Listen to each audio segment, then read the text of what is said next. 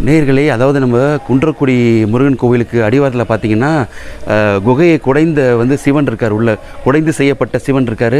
அப்படியே தேனாட்சி அம்மாள் இருக்காங்க. அப்புறம் நம்ம காலபைரவர் இருக்கார். அப்புறம் நம்ம பிள்ளையார்பட்டில் இருக்க மாதிரியே விநாயகர் இருக்கார்.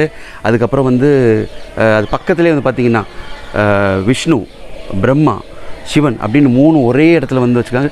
சிவன் லிங்க வடிவமாக உள்ளே இருக்கார். பிரம்மாவும் விஷ்ணு கலர் பூசி ரொம்ப அருமையாக இருக்காங்க. அது இல்லாமல் அங்கே மந்திரங்கள் சொன்னால் அது அவ்வளோ வைப்ரேஷனாக இருக்குது, அவ்வளோ பவர்ஃபுல்லாக வெளியே வருது. அப்படியே அந்த சவுண்ட் கேட்கும் போதே நமக்கு ரொம்ப ஆனந்தமாக இருக்கிறது. இது பார்த்திங்கன்னா இப்போ கொஞ்சம் ரொம்ப வருஷங்கள் ஆனதுனால இப்போ புனரமைக்கும் வேலை நடந்து கொண்டு இருக்கிறது. அதான் நீங்கள் பார்த்துட்ருக்கீங்க. இப்போ